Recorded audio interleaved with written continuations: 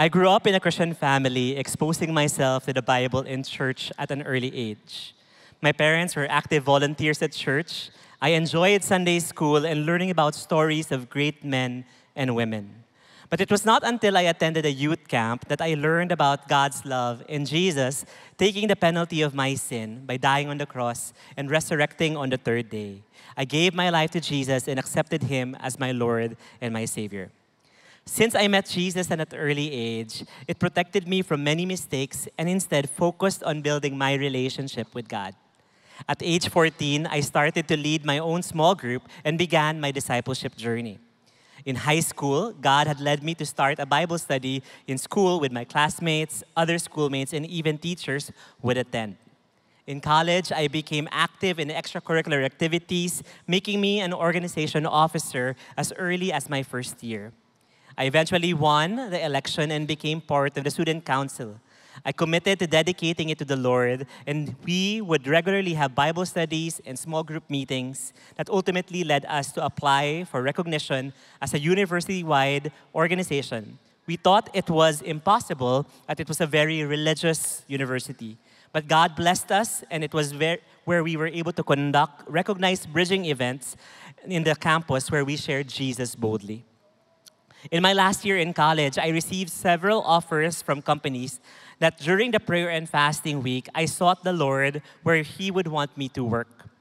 As I was praying, I felt God leading me to apply as a campus missionary in CCF. I was hesitant as I said to the Lord, there is no future there, there is no money, how will I survive? My dreams were to be a successful economist, work for the most prestigious companies, and ultimately go to politics and become the best president of the Philippines. But God had a different plan. Despite my hesitation and burden, the burden kept on increasing. In Romans chapter 12, verse 1 and 2, it says, "Therefore I urge you, brothers and sisters, by the mercies of God, to present your bodies as a living and holy sacrifice, acceptable to God, which is your spiritual service of worship. And do not conform to this world, but be transformed by the renewing of your mind, so that you may prove what God's will is, which is good and acceptable and perfect." God was clear in calling me to dedicate my whole life for His purposes. The question was if I was willing to give everything for Him, my dreams, my ambitions to fulfill His calling. It took me about 5 months of battling with the Lord until I finally surrendered. A month after applying as a campus missionary and while waiting for the process, I received a phone call from one of my dream companies inviting me to see a job offer. I told them that I was already waiting to become a campus missionary. But they insisted on the offer and wanted me to take a look, and so I did. It was a really good offer with high compensation, benefits, and training to start my dreams. But I felt that I could not do it. It would dishonor God, and it would only please myself. It wasn't easy, but I respectfully declined their offer. In October of 2008, I was accepted as a campus missionary and began raising my support. It was a faith-stretching time asking people to partner with me financially to do campus ministry, but I saw how God touched a variety of people to give generously and faithfully to cover me in prayer. My first ministry assignment was in one of the leading universities in the University Belt. After about 2 years of support, started to dwindle.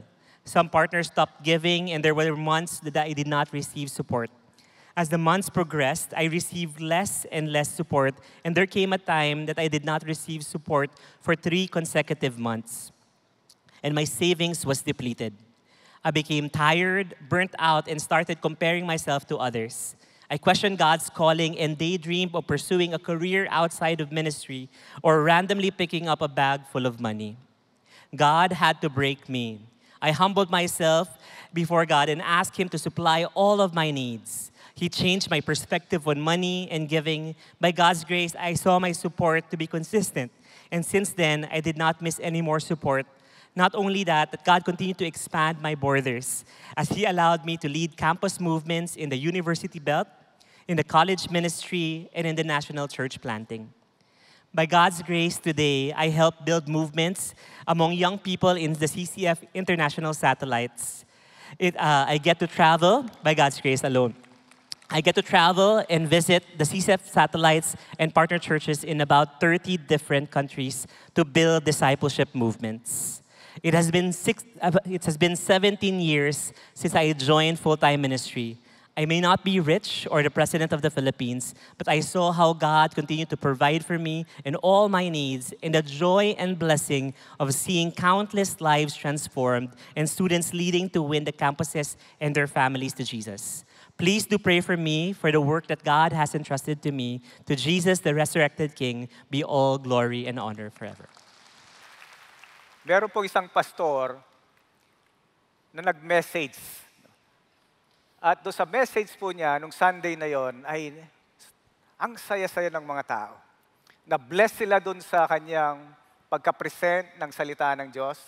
Na-bless sila doon sa mga illustrations. No? Kaya after nung Sunday na yon, naglapitan yung mga tao sa kanya. At sinabi nila na, Pastor, nakakatuwa po yung message niyo, na-bless po kami. No? Tuwang-tuwa po kami. At kaming lahat na nandito ngayon, we want to thank the Lord for using you for His message. So the following Sunday, si Pastor ay nag-message ulit doon sa church na yon. And this time, yung message niya is the same message, exactly the same message na binigay niya nung nakaraang Sunday. So sabi ng mga tao, siguro si Pastor masyadong busy, kaya wala siyang time mag-prepare ng kanyang message. So, okay na yon. Pangatlong linggo, the same pa rin yung message ng pastor. Hala, nagreklamo na yung mga tao. Yung unang linggo na nag-preach si pastor, na na-bless sila, pagdating ng ikatlong Sunday na yon, naglapitan ulit sila. Ano naman yung sinasabi nila? Pastor, ano pong nangyari sa inyo? Bakit yung message nyo 3 beses yun ang pinipreach sa amin? Wala po ba kayong panahon na mag-message o mag-prepare ng inyong message? Alam po, ang sagot ni Pastor, hanggat hindi ko nakikitang ipinapamuhay ninyo yung salitang naririnig ninyo, paulit-ulit ko ring ipipreach yung message na ito. Okay po ba? Willing po ba ulit-ulitin yung message para lang matuto tayo? I don't think so. No? I believe tayo pong nandito, kaya po tayo nandito, willing tayong iparamdam, no? Yung pagmamahal na Diyos. Alam po kung message yung pastor? Love God and love one another. Sa palagay po ninyo, sa CCF, nagagawa na po ba natin yon? No, may 3, no? Thank you po doon sa 3, nag-amen. No? How about the others? Do you love the Lord? Very good. No? Pero paano po ba na makikita sa ating buhay that we love the Lord? Sige nga. Sa mga bata, yung spelling ng love is T-I-M-E. Sabi nga ni Pastor Ricky, ni Pastor Paul last Sunday. Pero sa mga Christians, kay Jesus, ano yung spelling ng love? O-B-E-Y. Yun po yung gustong makita ng Diyos na ginagawa nating mananampalataya. At isa pang paraan para maipakita natin na love natin si Jesus ay yung nagmamahalan tayo sa isa't isa. Tanungin ko po kayo, nararamdaman niyo po ba dito sa loob ng church, sa loob ng CCF na nagmamahalan po tayo? At least dito sa harap, no? How about the others? Doon po sa taas. Nakikita niyo po ba? No? Minsan nga sabi ko, naiinggit ako minsan sa bilihin. Yung bilihin, nagmamahalan.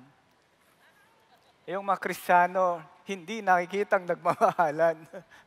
Alam po kung bakit? Mamaya, pagkatapos ng service, yung iba sa atin magmamadali ng lumabas. Bakit po?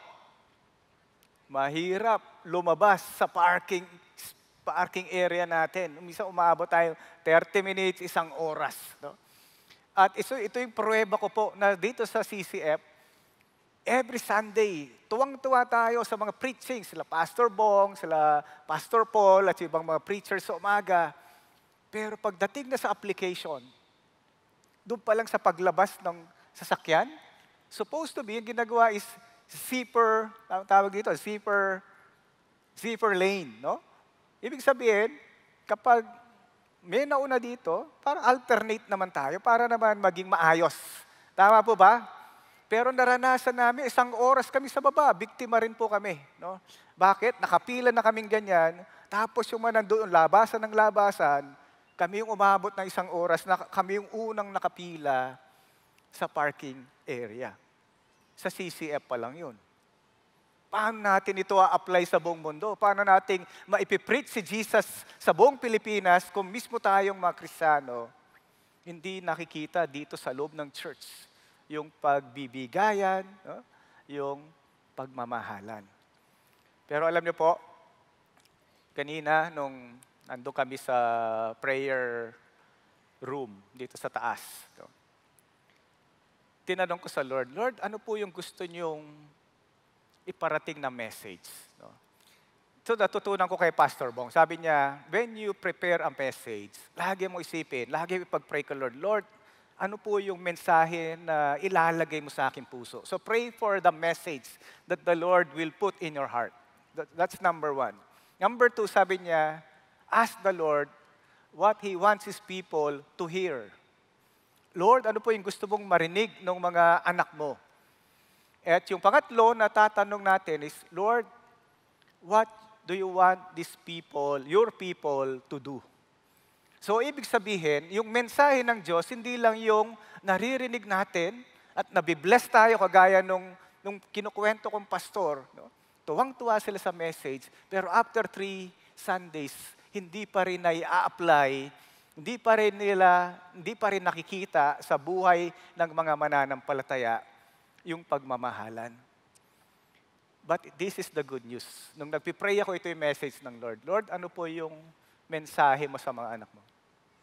Very clear ang sinabi ni Lord, tell my people that I love them.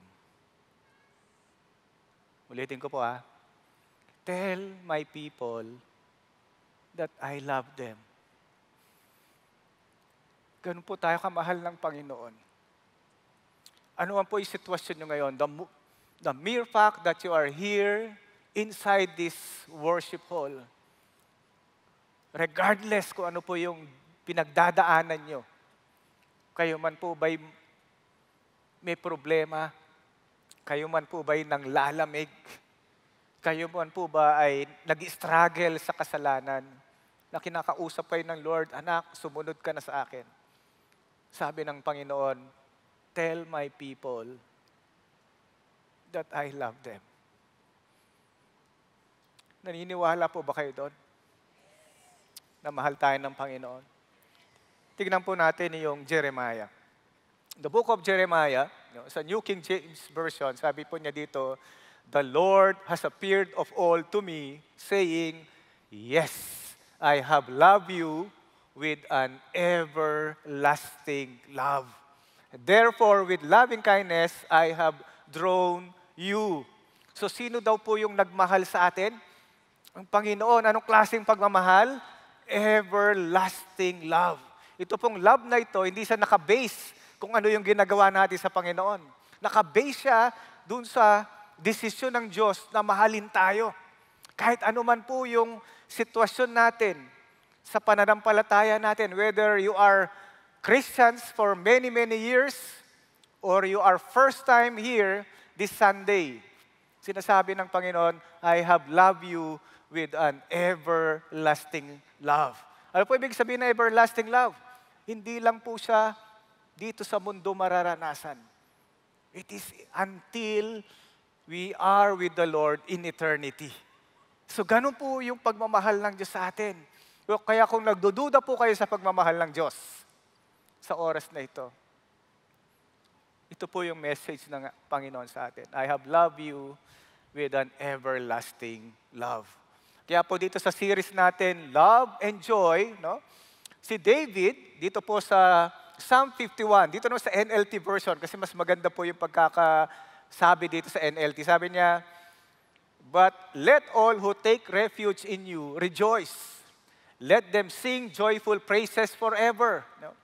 Spread your protection over them, and all who love your name may be filled with joy. So ito po yung connection ng love sa joy. Kung gusto nating maintindihan yung maranasan yung joy sa puso natin, sinasabi niya, all who love your name may be filled with joy. Kaya ito po yung message si Pastor Peter ilang Sundays ago na sinasabi niya, love is the root, joy is the fruit. Ang pagmamahal sa Diyos ay magbibigay sa atin ng kaligayahan. So tanungin ko po kayo, pakitignan nga po yung katabi niyo, masaya ba siya? Maligaya ba siya? Kita ba sa mukha niya? Yung iba po, malayo na yung narating, no? Sobrang ligaya. Hindi na napapansin na nandito pa siya sa mundo. Pero ang layo na nang narating. So this is the experience of David. Kaya sabi niya, let all who take refuge in you. Alam mo po ba ibig sabihin ng take refuge? Ito yung ginagawa mong kanlungan yung ating Panginoon. Ibig sabihin, lumalapit ka sa Panginoon, you are so close with the Lord that you are experiencing Him. Yung nag-e-enjoy ka, nakausap mo yung Panginoon. Nag-e-enjoy ka that you're spending time with Jesus. Nag-e-enjoy ka na binabasa mo yung salita niya. At ito pong mga Kristiyanong gumagawa nito, those who take refuge, no? Nananahan sila sa proteksyon ng Panginoon. Sila yung nakakaranas ng kasiyahan. Sila yung may joy sa puso. Kasi sinabi mismo ng Panginoon yun eh. In the presence of the Lord, there is fullness of joy. Yung pong saya na yon, supposed to be lumilitaw sa ating mga mukha. Ayan, nakikita ko po gaganda ng smile dito. Pero sa ibang side, parang hindi ko alam ano yung nararamdaman nila. No? But gusto ko lang po iparating sa inyo the message of the Lord. No? All who love your name may be filled with joy. That's the connection of love and joy. Kaya po sa hapon na ito, so introduction pa lang po yan, basahin po natin yung ating talata. No? Ayan. Pabalik. Okay, so ito po yung topic natin ngayong hapon na ito. Love Jesus above all. So kung gusto nating maranasan yung joy, no, sinabi kanina ni David, no, sabi niya, love Jesus above all. In fact, siya yung naunang nagmahal sa atin. So this is our response to Him. Love Jesus above all. So ito po yung tatlo nating titignan. Ito po yung ating outline. Love Jesus above all our gains. Love Jesus above all things. And love Jesus above our past. So ito po yung titignan natin sa hapon na ito. So ano po yung verse natin? Tingnan natin sa Philippians chapter 3, verse 1. Finally, my brethren, rejoice in the Lord. Alam niyo po, itong finally, salitang finally, usually sinasabi natin conclusion. But in this chapter, sa chapter 3, it is a transition into a new section. No? Yung chapter 1 and 2, message ni Paul, rejoicing pa rin. No? Kaya lang, pagdating sa 3 and 4, rejoicing, pero iba na yung kanyang pinupunto. Like for example, first time na nakita dito na rejoice in the Lord.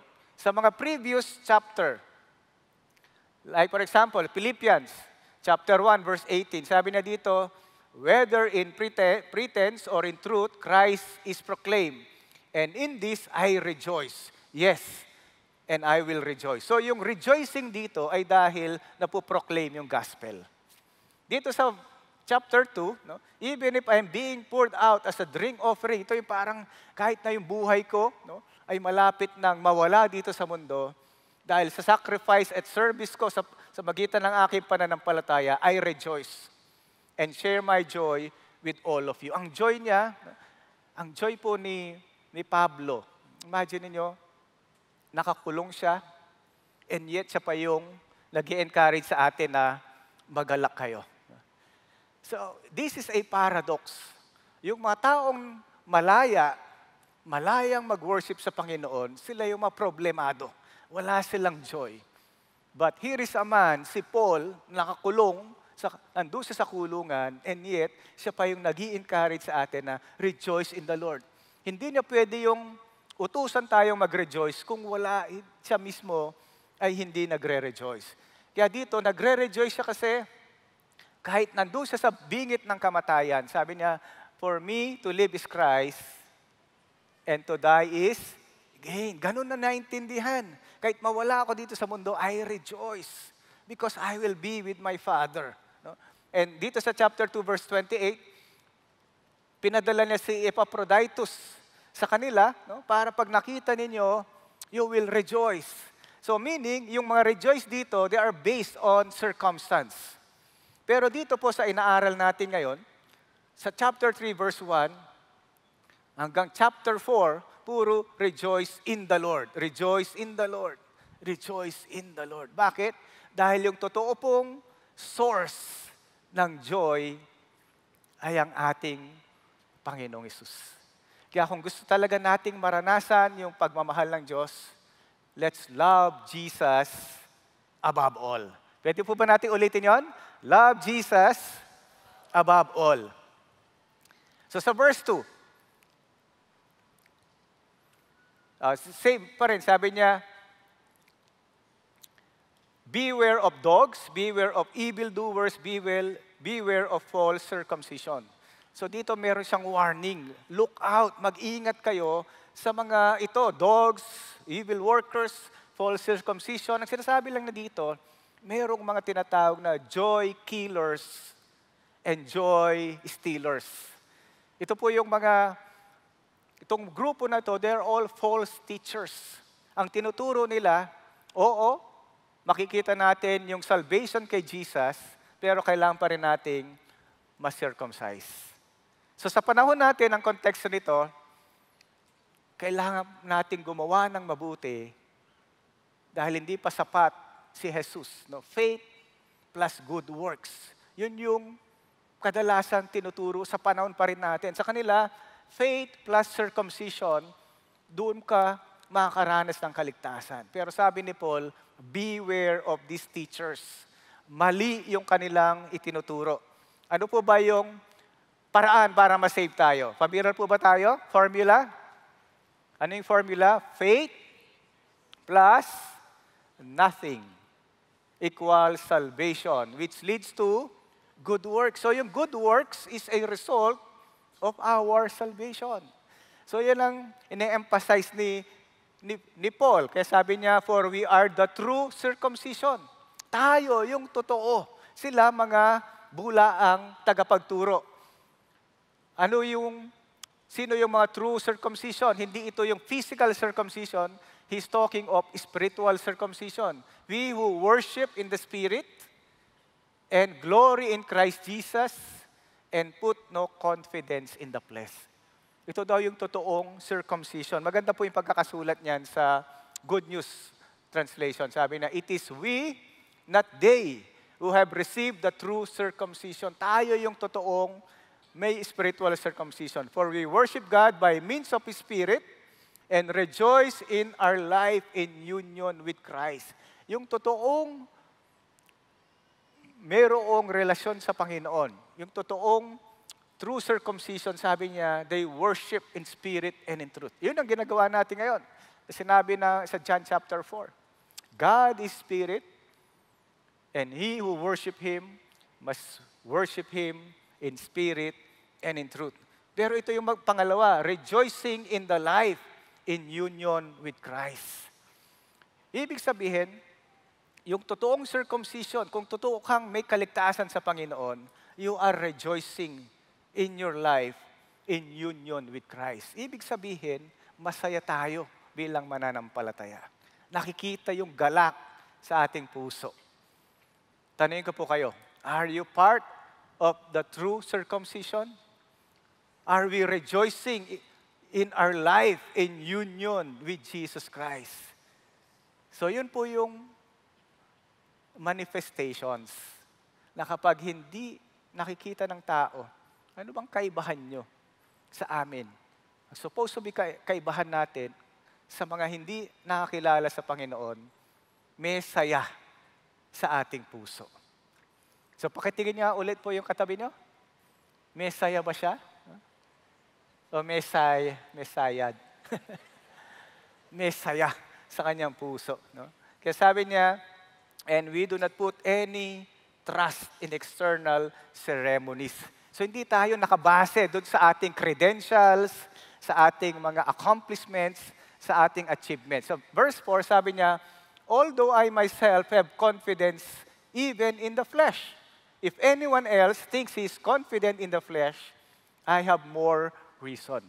So yung mga sinasabi nila, pinagmamalaki nila, achievements nila, sabi ni Paul, tignan niyo yung aking resume. Tignan niyo yung aking curriculum vitae. No? I have more reasons to be confident in the flesh. Ano po yung confidence? Ano ba yung sinasabi ni Paul? Circumcised in the 8th day of the nation of Israel, of the tribe of Benjamin, a Hebrew of Hebrews, as to the law, a Pharisee, as to the seal, a persecutor of the church, and as to the righteousness, which is in the law, found blameless. So ito po yung credentials ni Paul. Kung isa-summarize po natin, sa verse 5, itong apat na ito, these are Paul's gains. O ito yung kanyang confidence in the flesh, and they came by birth. Ibig sabihin, nung pinanganak siya, nasa kanya na yan. Circumcised in the 8th day. Yan po ang utos ng Diyos sa kanila. Sa ika-8 araw, tutuliin na yung bata. So he's qualified, sinunod niya yung batas of the nation of Israel. Ibig sabihin, they are the chosen people of God. Tinawag ng Diyos si Abraham, si Isaac, si Jacob. Doon nagmula yung bansang Israel.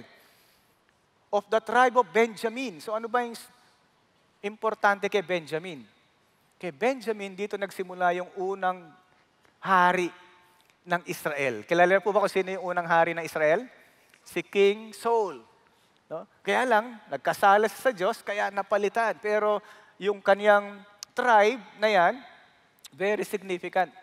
Yung ding tribe ni Benjamin, yun yung kakampi ng Judah nung nahati ang Israel. Yung 10 tribes, nandun sila sa Northern Kingdom, at yung dalawa na natira, Judah and Benjamin, they are on the Southern Kingdom. Kaya very significant yung tribe ni Benjamin. At ito pa, Hebrew of Hebrews. Purong-purong Hebreo ako. Wala akong, yung magulang ko parehong Hebreo. Kaya kumbaga sa Pilipinas, lahing kayo manggi ako. Sino po yung mga lahing kayo manggi sa atin? Sige nga. Wow. Parang iba, mga Amerikano yata, hindi nagtataas ng kamay. Iba yung lahi nyo, no? Iba po kasi rito, mga Italiano. Tatay niya, Ita, nanay niya, Ilocano. So, ito, puro talaga, no? Parang, by heart, I am a Filipino. At yung kasunod naman, verse pa, yung pang-5, pang-6, pang-7, ito naman yung kanyang gain by personal choice and conviction. Talagang sa puso niya, gagawin ko ito. No? Yung Pharisee, sila yung pinakamagaling sa batas. Sila yung mga elite pagdating sa Bible, no? Yung sa Old Testament. At sila yung persecutor. Sila yung persecutor of the church. Bakit qualification? Bakit credential? Kasi handa niyang sundin ng kanyang Diyos. Handa siyang pumatay para magawa lang yung kalooban ng Diyos. Pero in reality, napatunayan ng mali yung kanyang paniniwalang yon. At he is blameless. Wala kang maipipintas kay Paul. So sa modern confidence in the flesh, ito po yung mga pwede nating ipagmalaki. Ito yung mga tinatawag nating earthly gains. No? Graduate ako sa isang reputable school. College degree ako. No?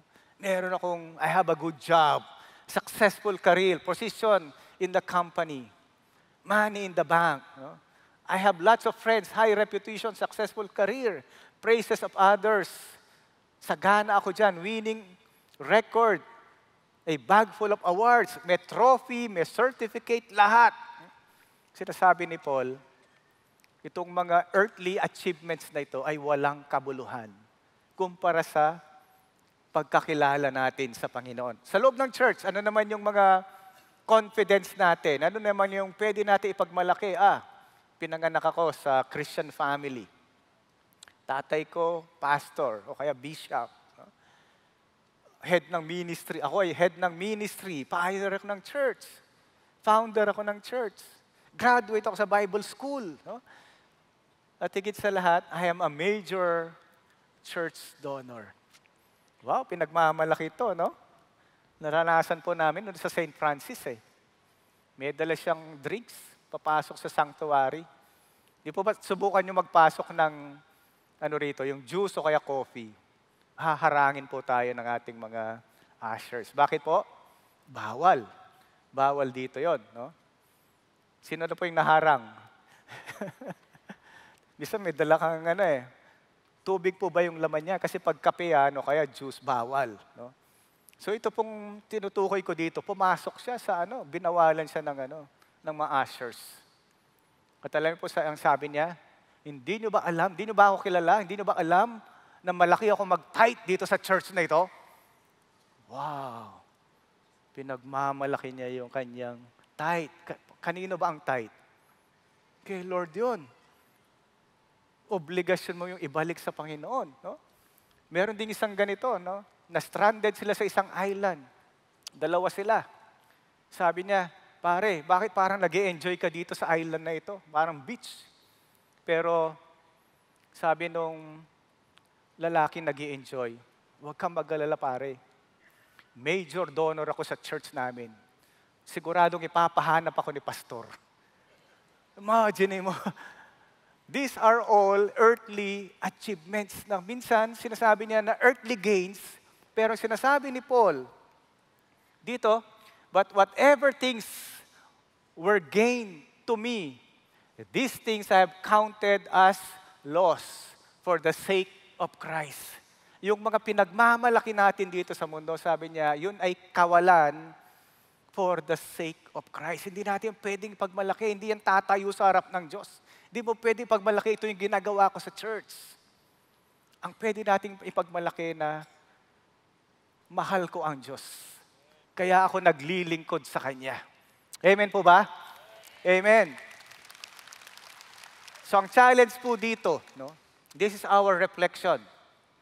Do our credentials, achievements, or future plans get in the way of our love for Jesus? So nagiging hadlang ba yan?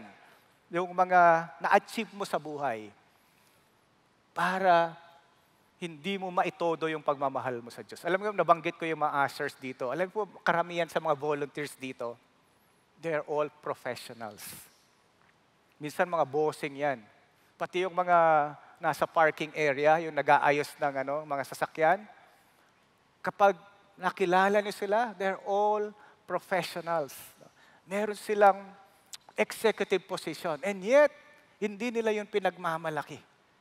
Ang pinagmamalaki nila, I'm here, I'm serving the Lord because I love Him. Pwede ba natin sabihin yon? I'm here because I love the Lord. I serve because I love the Lord. Dito po sa CCF, marami po akong karanasan na hindi kami pinapapasok sa elevator. Para lang yan sa mga pastor. So dahil di po ako masyadong kilala dito sa CCF, dahil po ako nagtatrabaho din sa corporate world, bawal po kayo dito. So there was a time na ang dala-dala namin yung mga puro pagkain. No? Pumunta kami dito sa elevator, dito sa side na ito. Sabi ng gwardiya, pasensya na po kayo, bawal dito yung idaan. So saan po kami dadaan? Doon sa kabilang elevator. Bit-bit. Punta kami sa kabilang elevator. Sabi ng gwardiya, ano po yan? Iaakyat namin doon sa multipurpose hall. Ay, bawal po dito yan. Doon nyo po sa kabilang elevator. Galing kami doon eh. Alam mo po, may temptation na magpakilala. Alam mo ba na pastor ako dito? Pero hindi ko po yung pinagmamalaki because I am not after the title. I am obeying the servants, the guards. Minsan yung mga ushers natin dito, kung ano sabihin nila, susunod tayo. Wala. Kailangan hindi makahadlang yung mga achievements natin, yung narating natin sa buhay para mawala yung pagmamahal, para ma-discourage tayo, no? Sa paglilingkod sa Panginoon. Meron pa po sana akong kukwento, pero saka na yon. So anong application po nito sa atin? Please place our confidence in Christ alone, trusting His grace above all else. Ito po yung application natin, yung confidence natin hindi sa nagawa natin, kundi para sa Panginoon. So let's trust His grace above all else. Secondly, love Jesus above all gains and love Jesus above all things. So kanina yung lang accomplishment, but this time, all things. So sa verse 8, more than that, I count all things to be lost in view of the surpassing value of knowing Christ Jesus, my Lord. So nagsinabi niya na, I count all things to be lost in view of the value, surpassing value of knowing Christ, my Lord. So between yung kanyang relasyon sa Diyos at yung kanyang na-accomplish dito sa mundo, sabi niya, ang pinakamahalaga ay yung relasyon ko sa Panginoon. The value of knowing Jesus Christ. And I hope sana ganun din po tayo. Mas mahalaga sa atin yung pagkakilala natin sa Panginoon. Sabi niya, for whom I have suffered the loss of all things and count them but rubbish. Basura. Sa translation po niyan, literal is bowel. Poops. No? Pero dito sinasabi ni Paul, I consider them as no value. Walang halaga lahat ng achievements ko so that I may gain Christ. So kaya kong baliwalain lahat yan para lang kay Kristo. Alam niyo po ba, nabigyan ako ng opportunity na ma-promote sa office. So yung boss ko sabi niya, dalawa kaming challenge, parehong division head.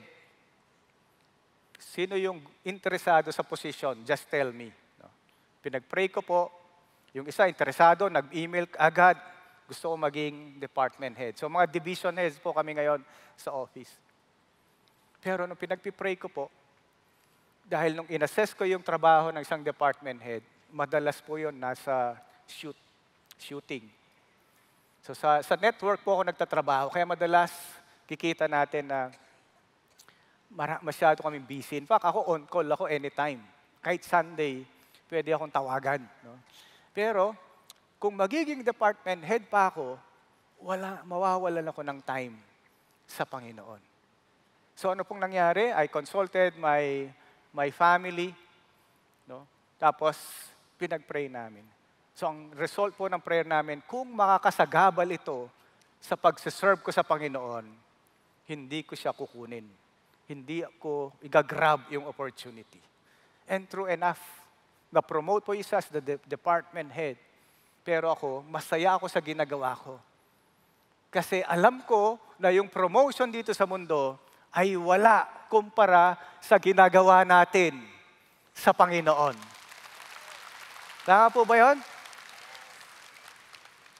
At least ngayon may oras ako. After office hours, ministry. Saturday, Sunday, ministry. But I enjoy serving the Lord because I love Him. Because Jesus loves me. Kaya tuloy po natin, verse 9. And may be found in Him, not having righteousness on my own, derived from the law, but that which is through faith in Christ, the righteousness which comes from God on the basis of faith. Ang sinasabi nito, wala tayong righteousness on our own. Our righteousness comes from Jesus. Kaya po dito sa Romans chapter 3, verse 22, sabi niya, we are made right with God by placing our faith in Jesus Christ. Kaya tayo naging righteous. We made right, it is because we place our faith in Jesus. Yun ang role natin. Yung faith natin, let's put our faith in Jesus. And because of that, we became righteous. And this is true for everyone who believes, no matter who we are. Whether we believe or not, ang tingin ng Diyos sa atin, we are righteous. Because of our faith in Jesus. This is not about our achievements. Kaya ano po yung pangalawang point natin? Love Jesus above all things. So nakuha ko po ito from Pastor Joby. Sabi niya, our right standing with God is based on His promise and not on our performance. So yun po yung katayuan natin sa Diyos. Kaya tayo matuwid dahil sa pinangako ng Diyos na sino mang manampalataya kay Jesus ay itinuring kong matuwid at hindi dahil sa ating performance. So tuloy po natin, verse 10. That I may know Him, yun pa rin ang desire niya, and the power of His resurrection, and the fellowship of His sufferings, and being conformed to His death, in order that I may attain to the resurrection from the dead. Ano po yung sinasabi ni Paul dito? Sabi niya, ito yung goal ko, that I may know Him. And the word know, hindi lang yung mental knowledge, kundi experiential knowledge. Ang goal ko, ma-experience ko ang Panginoon sa aking buhay. Ma-experience ko yung pagkabuhay niyang muli, makasama ko sa fellowship of His sufferings. No? By the way, gusto niyo ba ito? Fellowship of suffering. Hoy, mag-fellowship tayo. Fellowship of suffering. Ano kaya yon? No? Ibig sabihin, part ng calling natin as a Christian is to suffer for Jesus. Hindi lahat sa buhay natin bilang mananampalataya ay maayos at maganda. Tama po ba? Dumadaan tayo sa mga sufferings, yung pagsubok ng buhay. So in very practical application ng suffering ay yung, di po ba minsan parang tinatamad ako maten ng D group? Kasi napuyat ako. Yan. No? Samantalang online lang naman yung D group. So part ng suffering natin is magsakripisyo ka kahit puyat ka because you want to join the fellow believers and that you want to be part of the fellowship of the fellow believers. May sacrifice po doon. Minsan, ang layo naman papuntang CCF, dito na lang ako sa bahay. Di po ba may mga ganun tayo? No? So dito nire-remind tayo as Christians, there is also a fellowship of sufferings. That's part of knowing Jesus. Kagaya ni Paul, nagsasuffer siya for the sake of the gospel. Pero masaya siya doon. Dahil alam niya, darating yung panahon, yung mga sufferings na ito, ang magpapatibay sa kanya. At balang araw, itong sufferings na ito, ay i-reward ka ng ating Panginoon. So part nito yung that I may attend to the resurrection from the dead. Yung aspiration na balang araw, makasama ko yung Panginoon. We will all be resurrected and be united in Christ. Excited po ba kayo sa resurrection? So yung po, nandun na sila sa death. No? Nakapikit na sila, naghihintay na lang ng resurrection. So knowing Christ, no, leads to loving Christ that will also lead to being like Christ. Yun po yung gusto ng Panginoon na maranasan natin. Pag nakilala natin sa experience natin, mamahalin natin siya. At magpapatuloy tayong maging kawangis niya. So yan po yung goal, no, ni Paul.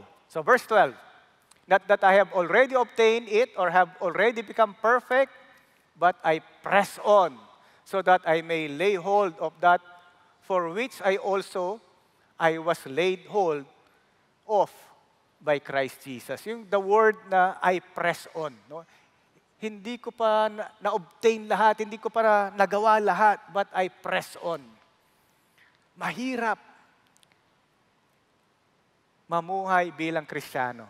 Naniniwala po ba kayo doon? In fact, it is impossible to live the Christian life. But we have the Holy Spirit. The Holy Spirit will help us, but we need to press on. Mamaya, magbibigay po ako ng illustration dun sa press on na yan. So ano po yung reflection natin dun sa pangalawang point? To love Jesus above all things. Reflection, is there anyone or anything in your life that you love more than Jesus? Meron bang bagay sa buhay mo ngayon o may tao ba na mas mahal mo kaysa sa Panginoon? So the challenge is, love Jesus above all things, including our family. So ano pong application nito? Application is, focus on knowing and loving Jesus intimately. Yun po yung i-desire natin. Focus on Jesus. Press on knowing Jesus and loving Him intimately. So number 3, nandito na po tayo sa last part. No? Love Jesus above our past. Yung mga nakaraan natin. No? Bakit po ba natin sinasabihan ni Paul, kalimutan mo na yung nakaraan. You move forward, press on towards the future. Bakit po? Kasi wala na tayong magagawa sa nakaraan.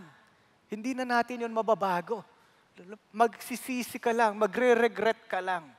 Pero sinasabi ng Panginoon, there is no more condemnation to those who are in Christ Jesus. Kung nagkamali ka dati, hingi mo ng tawa, then press on toward the future. So verse 13, Brethren, I do not regard myself as having laid hold of it yet, but one thing I do. Kita niyo si Paul, focus siya. One thing I do. Kasi sa buhay natin, ang dami nating ginagawa. Pero may kabuluhan ba yung ginagawa natin para sa Panginoon? Naalala ko po yung isang kumpanya, nagbigay siya ng party sa kanyang mga empleyado. So napaka-generous nung kanilang boss, 10 silang empleyado. So nagpa-party siya, at the end of the party, sabi niya, may bibigay ako sa inyo. No? Gusto niyo ba yon? Yung boss niyo, meron siyang bonus para sa inyo. So sabi niya, dahil 10 kayo, meron ditong 9 na sobre at isang Bible. Yan, binanggit na niya yung Bible. So pipili kayo. Kayo mag-decide ano yung gusto niyo. Yan. Kung halimbawa kayo empleyado, anong pipiliin niyo? Magpakatotoo na po kayo. Magpakatotoo na kayo. Sino pipili ng Bible? Very good. Sabi niya, cash ito eh. So pag binigyan ako ng cash, makakabili ako ng Bible. Di ba? Wise. So kayo ba, cash na lahat? Ayaw niyo pang kunwari pa kayo. Pero alam niyo po, meron doon sa empleyado, dahil bago siyang Christian, in love siya kay Jesus. Sino po sa inyo in love kay Jesus? O, hindi halata. So in love siya kay Jesus, nasabi niya, wala pa akong Bible. Alam ko makakatulong ito para lumago ako sa pananampalataya ko. So ano pong nangyari? Siya yung unang nag-volunteer, Sir, sa akin na po yung Bible. Oh, very good. Sabi niya, alam mo, hindi ko na-expect na may pipili dito sa Bible. Alam ko mag-uunahan doon sa cash. Pero ikaw, nauna ka pa. No? Alam niyo po kung magkano yung laman ng mga sobre? 5,000 each. Okay na ba yan? Bonus lang yun. Matuwa na kayo doon. Hindi na pupulot yung 5,000. So isa-isa na lang binuksan. Wow, 5,000, 5,000. May pambili na ako ng cellphone. Pero yung sa Bible, tuwang-tuwa siya. At nung binuksan niya yung Bible, may makapal na sobre between the New Testament and the Old Testament. Alam niyo po magkanong laman? 25,000 pesos. Yan po yung blessing na you desire to know Jesus more. Nandoon yung excited ka sa salita niya. At i-reward ka sigurado ng Panginoon. Kaya yung mga nakaraan natin, kahit gaano kasama, sabi na dito, one thing I do, I'm focused on knowing Jesus. So ano ginagawa ko? Forgetting what lies behind. And reaching forward to what lies ahead. Yung nakaraan, itago na, kalimutan na.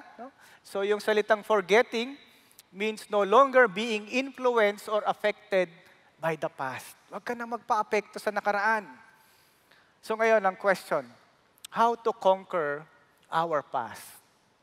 Number one, recognize the past is over, done, gone, finished, ended, past. You can't change it. Wala na tayong magagawa. Number two, recognize it's the devil's strategy to discourage you and to defeat you. Kaya lagi ka nang binabalik sa nakaraan. Lagi na ipapaalala, di ba? Ito yung nakaraan mo. No?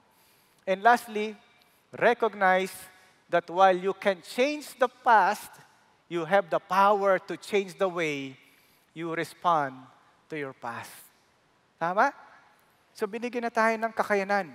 He gave us the power to change the way you respond to the past. Kaya sabi po ni John MacArthur, churches are full of spiritual cripples, paralyzed by the grudges, bitterness, sins, and tragedies of the past.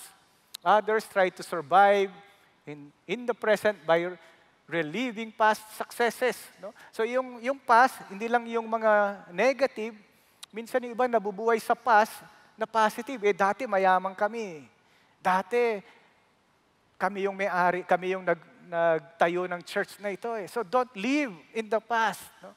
So sabi na, they must break with that past if they are to pursue the spiritual prize. So paano ka makakapag-focus dun sa inihahanda ng Diyos sa atin kung lagi kang nakalingon sa nakaraan? So God is interested in what believers do now and in the future. Kung kahit gaano man kasama yung nakaraan natin, mag-focus tayo kay Jesus. Yung future that is in store for us. Kaya sabi na, the clearest vision belongs to those who forget the past. Kalimutan na po natin. Kaya sabi sa Luke chapter 9, verse 62, but Jesus said to him, no one, after putting his hand to the plow and looking back, ito yung mga nag-aararo, no? Kapag nilagay mo na yung kamay mo dyan, sabi niya, and you are looking back, sabi niya, it is not fit. So no one, no, is fit for the kingdom of God. Hindi ka karapat-dapat sa Panginoon. Kaya kung nandito tayo, the Lord is telling us to press on, look forward to the prize that the Lord has in store for us. Verse 13, brethren, I do not regard myself as having laid hold of it yet, but one thing I do, forgetting what lies behind and reaching forward to what lies ahead. Parang ipipicture mo ito, you are reaching, parang may mga harang, pero you are pressing on, you are reaching, no? The future. Hindi ka nagpapatalo sa mga pagsubok o yung mga nakaraan sa ating buhay. Kaya sa verse 14, I press on toward the goal for the prize of the upward call of God in Christ Jesus. So the goal is upward. Nakatingin ka sa Panginoon. No? You are pressing on. Na itong mga pagsubok na ito, pansamantagal lang. Yung iba kasi tumatagal, di ba? Pero kahit tumatagal po yan, you will have joy that comes from Jesus because you are doing that for the Lord. I just want to end with the illustration of pressing on. Alam mo po ba yung press on? It's a term na ginagamit sa sports. Parang yung mga runner. Kahit na yung takbuhin ay mahirap, malayo, they press on to the finish line. Pero sa totoong buhay, iba-iba po yung pinagdadaanan natin. Tama po ba? Meron pong isang high school student na every time na lunchtime ay nando sa sulok ng kantin. Mag-isa siya, kumakain, walang tumatabi sa kanya kasi nakakita na parang weird. Pati yung classmates niya, hindi siya tinatabihan. Tapos minsan, tumingin sa kanya, parang napansin ko, laging yung baon mo, itlog. Parang, puro itlog yung baon mo. Hindi ka ba nagsasawa? Alam po nung sabi nung high school student na ito, hindi. paborito ko yung itlog. Pero sa totoo lang, wala siyang, mahirap yung kanilang pamilya, siyam silang magkakapatid, plus yung kanilang lola nakatira sa kanya, plus the parents, ilan po lahat yun? 12 silang nandoon sa isang bahay. Yung trabaho po ng tatay niya ay tricycle driver. So paano kayang buhayin ng isang tricycle driver yung 12 tao? So ito pong batang ito, nagsikap siya mag-aral, wala silang pang-paaral, hindi na siya kayang paaralin ng kanyang tatay, pero nagpursige siya. May tumulong sa kanya makapag-aral doon sa city. At doon sa city na yon, araw-araw bumabiyahe siya. Ang baon po niya, 5 pesos a day. During that time, yung pamasahe papunta sa school niya at pabalik, papunta is 2 pesos, pabalik, another 2 pesos. Magkano na lang po yung baon niya? Kung galing niyo sa math. 1 peso. During that time, ang kayang bilhin ng 1 peso ay Skyflakes. So sa school, meron pang tinatawag na current events. No? Ito mga, every Monday, nung nag-aaral po ba kayo, may ganon? Current events, no? Parang obligado kang bumili nun. Ang presyo niya, 1 peso and 25. Abonado pa siya. Monday na Monday, kulang wala na siyang baon. So, hiniram na niya yung pang Tuesday niya. So, sa Tuesday, 75 cents na lang yung kanyang baon. So, yung kanyang mga classmates, sinabi niya, "Uy, merienda tayo." Alam po sinasabi niya, "Busog ako." Pero kitang-kita sa mukha niya na namumutla na siya sa gutom. Naranasan niyo po ba yon? Meron bang ganun yung karanasan niyo sa buhay? So, nakaka-relate ba kayo? So, itong batang ito, iisa lang yung kanyang pantalon from first year to high school. Dumating yung point na yung kanyang pantalon ay nabutas na sa likod, sa puwitan, nilagyan ng mga patches. Wala siyang pambili ng sapatos, kaya yung sapatos niya ay tumatawa habang siya'y naglalakad. At mantakin mo, itong batang ito, na-hold up pa siya. Walang awa itong mga hold-upper na to. Mga estudyante rin yung hold-upper, no? Naglalakad itong batang ito at siya ay hinarang na may estudyante. Saan ang baon mo? Labas mo yung baon? Sabi na, "Wala po akong baon, di pa nga ako kumakain, hindi mo mutlang-mutla."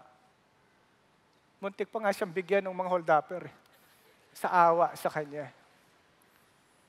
Pero alam niyo po, itong batang ito meron siyang pangarap.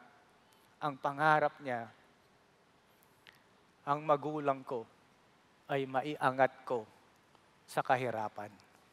Meron po bang ganun yung inyong pangarap sa buhay? Pwede mo pakitaas ang kamay. Wow, marami pala rito, no? Alam mo po ano yung tawag sa atin? Na tayong tumutulong sa mga magulang natin. Ito po yung tinatawag na panalong tinapay. Ano yun? Sa English, breadwinner.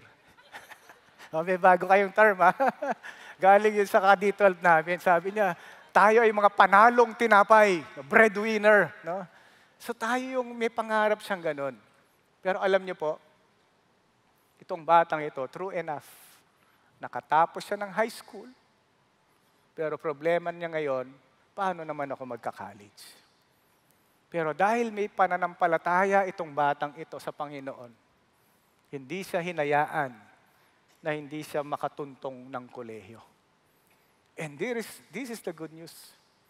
Yung binigay na eskwelahan ng Diyos sa kanya ay hindi lang pipitsuging eskwelahan. Isa sa mga premyadong eskwelahan dito sa Pilipinas. At ang pinakamaganda po dito, nung nandun na siya sa kolehiyong iyon, doon siya nakakilala sa Panginoon. So, nung hindi pa siya nakilala sa Panginoon, madasalin na siya. Very religious. Laging nananalangin sa Diyos. Laging humingi ng tulong sa Diyos. Pero nung pagdating sa college, na-sharean siya ng gospel. Yung 4 spiritual laws. Have you heard of the 4 spiritual laws? Are you familiar with that? Meron bang ganun familiar? yung taga-Campus Crusade for Christ. No? Maupo ka lang sa isang sulok, may lumalapit sa'yo, sisharean ka ng gospel. Samantalang yung school na yun, kilalang kilala siya sa pagiging aktivista. Pero mas active yung mga Kristiyano nagsishare ng gospel. Sa madaling salita, itong batang ito ay nakatapos ng kolehiyo. At yung unang-unang sweldo niya, binigay niya sa kanyang magulang. Na yung magulang ay tuwang-tuwa. Dahil first time nilang makahawak ng ganong amount na pera. Puro barya-barya lang ang kinikita ng tatay. Pero naibigay niya yung kanyang sweldo. Anak, totoo ba ito? Totoo ba ito? Di makapaniwala yung nanay. Pero itong batang ito, nagsikap siya hanggang marating niya yung tagumpay ng kanyang buhay. Alam niyo po kung sino itong batang ito? Ang niyo pong nakikita sa inyong harapan.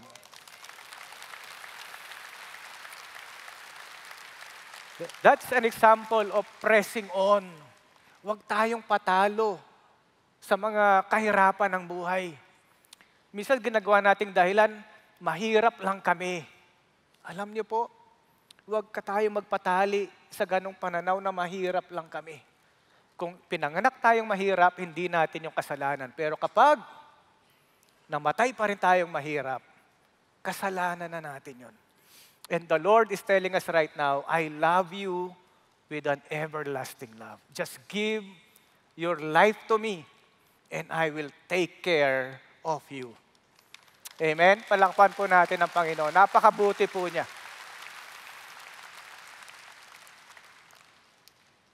Sa biyaya po ng Panginoon, meron po kaming offer din ng trabaho sa New Zealand.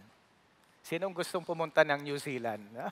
Ang sarap po doon, mas marami doong tupa at baka kaysa sa mga tao. Ang iniinom po doon, gatas. Dahil konti lang yung tubig, mas maraming gatas. Gusto niyo ba yung ganon? Puputi siguro ako doon, maliligo ng gatas. Pero alam niyo po, ang sabi ng Panginoon, anak, hindi ka pupunta ng New Zealand. Dapat kasama po yung pamilya ko. Yun po yung pamilya ko. Nasaan ba kayo? Ayan. Mahihain po kasi. Lahi kami mahihain eh. Sabi ng Panginoon, kung doon ka pupunta, oo, pwede kang yumaman. Pwede ang marating yung gusto mong marating sa buhay. Pero hindi yan ang plano ko para sa iyo, anak. Kaya kitang pagpalain kahit nandito ka sa Pilipinas. Naniniwala po ba kayo doon? Sa totoo lang po, ang Diyos ng ibang bansa, siya rin ang Diyos natin dito sa Pilipinas. Ang kulang lang sa atin, nakatingin tayo sa iba. Nakakalimutan natin yung kayang gawin ng Diyos sa buhay natin. If we just press on, reach our goal, love the Lord with all our hearts, love the Lord above all our gains, above all things, and above our past.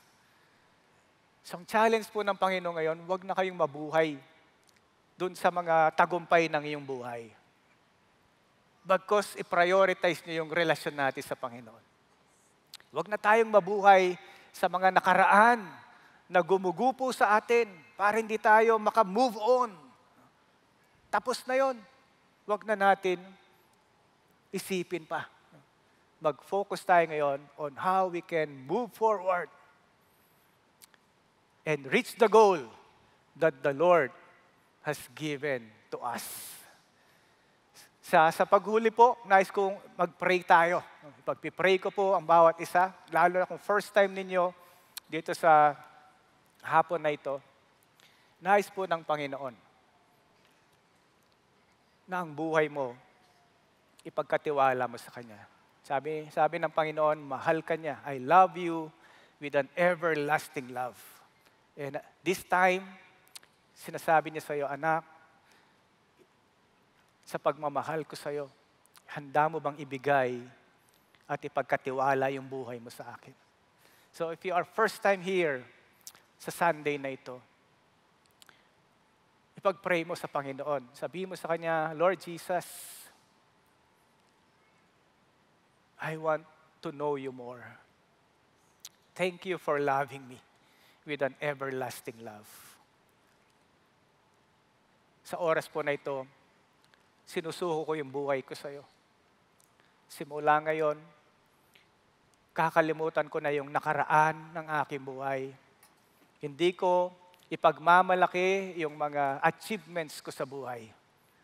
Kundi ang nanaisin ko ay makilala ka, mahalin ka, at lumago para maging kawangis ninyo. At sa lahat po ng mga matatagal na pong mananampalataya, gamitin din natin yung prayer na ito na, Lord, I'm here. I fully trust you in my life. I want to move forward for you, Lord. I want to know you more. I want to serve you. Lord Jesus, will you help me to love you? Alam ko po wala akong kakayanan, pero ikaw yung magbibigay ng lakas para patuloy kang mahalin, patuloy ka pong kilalanin, at higit sa lahat, pagsilbihan dito sa buhay na ito. Kaya marami pong salamat, pinupuri ka namin. At dalangin ko yung pagpapala mo sa inyong mga anak na nandito. Hindi lang sila, pati po yung mga pamilya nila na nire-represent nila ngayon. Iligtas mo rin yung mga mahal nila sa buhay na hindi pa nakakilala sa inyo. At sa hapon na ito, hayaan yung mensahe mo ay hindi lang namin narinig, kundi ipapamuhay po namin sa araw-araw naming pamumuhay. Salamat po, Lord. We love you.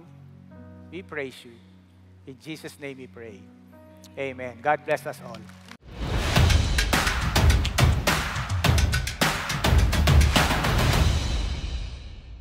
Magandang araw, CCF family.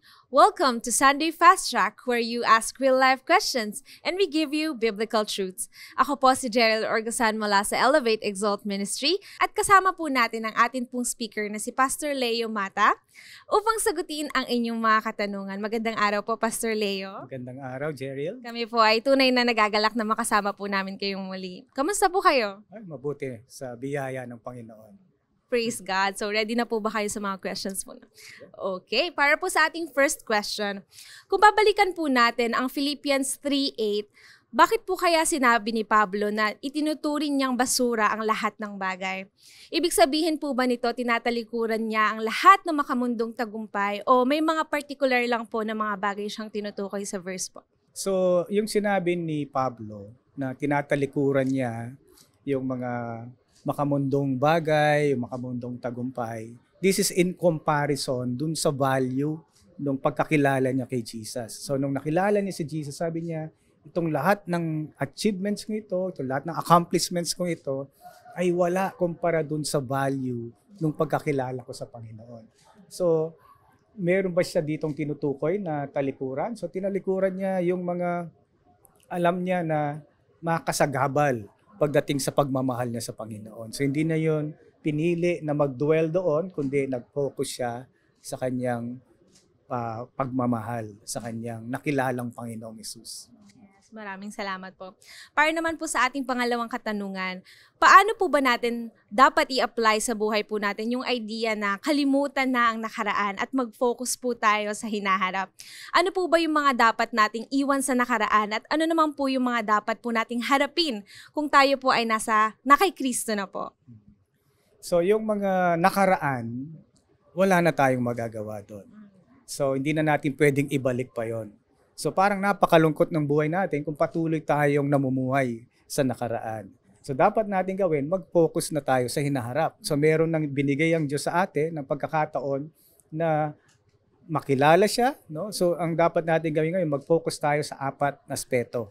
Una, yung makilala pa siya ng lubusan. No?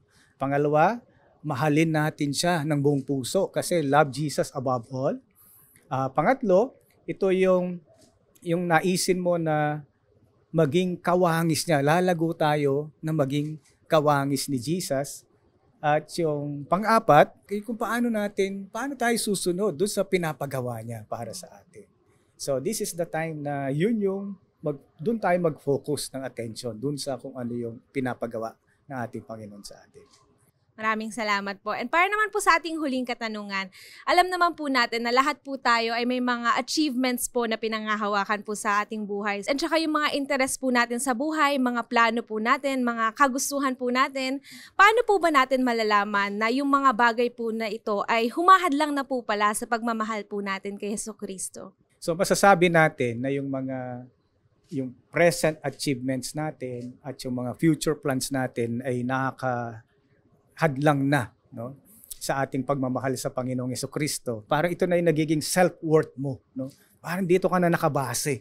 So hindi yung parang nagiging sense of pride mo na itong mga bagay na ito. Pero sinasabi ng Panginoon sa atin is yung mag-focus na tayo ngayon sa hinaharap, no?